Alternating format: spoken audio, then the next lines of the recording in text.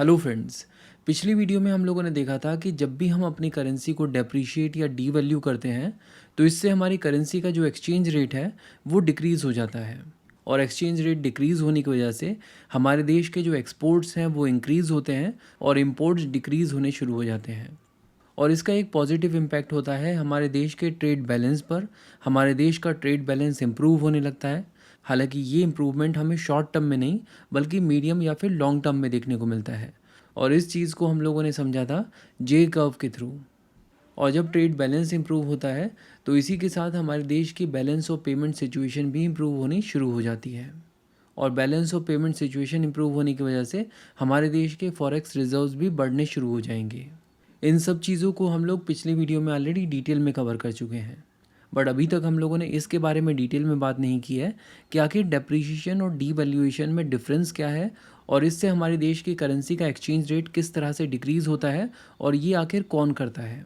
लेकिन इन सब चीज़ों को समझने से पहले हमें ये समझना होगा कि डिफरेंट करेंसीज़ के बीच के एक्सचेंज रेट को आखिर डिटर्मिन किस तरह से किया जाता है। और इसके पीछे एक बहुत लंबी कहानी है, तो ध्यान से सुनिए।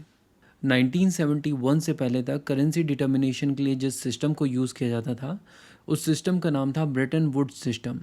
इस सिस्टम की शुरुआत हुई थी 1944 में। इस सिस्टम में यूएस डॉलर की वैल्यू को गोल्ड के अगेंस्ट फिक्स किया गया था और बाकी देशों की करेंसीज़ को यूएस डॉलर के साथ पेग किया गया था। अब यहाँ पर दो चीज़ें हैं।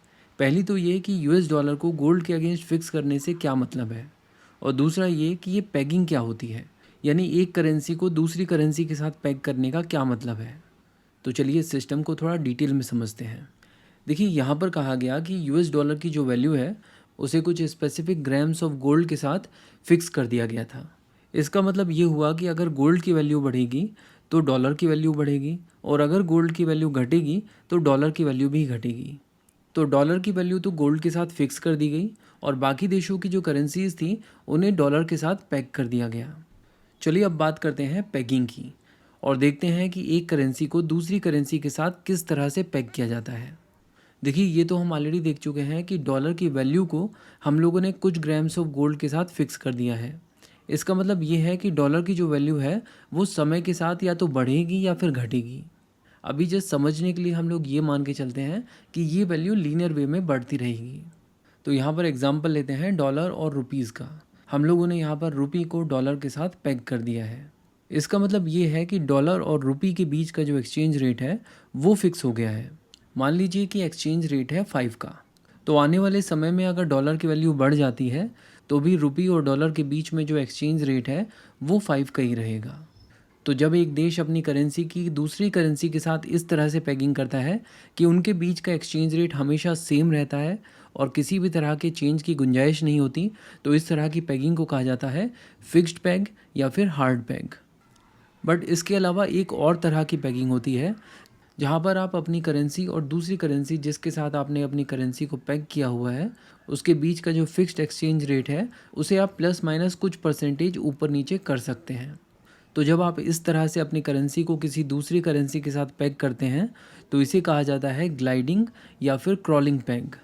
और ब्रेटन वुड्स सिस्टम में सभी करेंसीज़ को यूएस डॉलर के साथ पेग कर दिया गया था, चाहे वो हार्ड पेगिंग हो या फिर क्रॉलिंग पेग। इसका मतलब ये हुआ कि ब्रेटन वुड्स सिस्टम में हर एक करेंसी का एक्सचेंज रेट दूसरी करेंसी के साथ ऑलमोस्ट फिक्स या फिर कांस्टेंट हो गया, और इसीलिए इस सिस्टम को फिक्स्ड एक्सचेंज रेट रिजीम भी कहा जाता है। और इस फिक्स्ड एक्सचेंज रेट रिजीम में 1948 में एक डॉलर 3.3 रुपीज़ के बराबर था। अब ये जो फिक्स्ड एक्सचेंज रेट रिजीम है ये किस तरह से काम करता है हमें ये भी समझना ज़रूरी है। और इसे समझने के लिए हम लोग वापस से एमडीएच के ताऊजी वाला एग्जांपल लेंगे। हमने देखा था कि ताऊजी को एक इम्पोर्टेड गाड़ी पसंद आ गई थी जिसकी वैल्यू थी $1,00,000, और क्योंकि 1948 में $1 की वैल्यू थी 3.3 रुपीज़, इसीलिए इस कार की वैल्यू इंडियन करेंसी की टर्म्स में हो गई 3.3 लाख रुपीज़।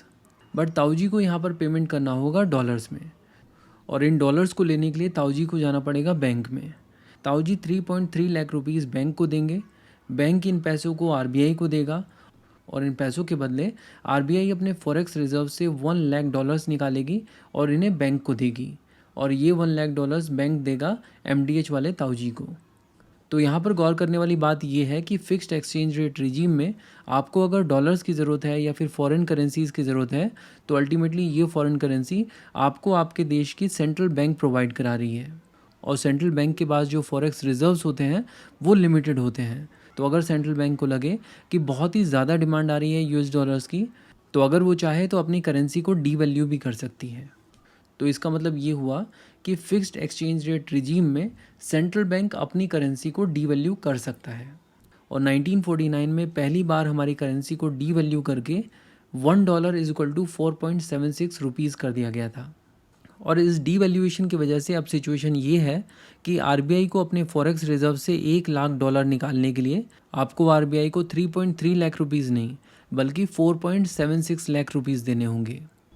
तो इस ब्रेटन वुड्स सिस्टम के दौरान हमारे देश में सबसे पहली बार करेंसी डीवैल्यूएशन हुआ था 1949 में, और इसके बाद एक बार और करेंसी डीवैल्यूएशन हुआ था 1966 में।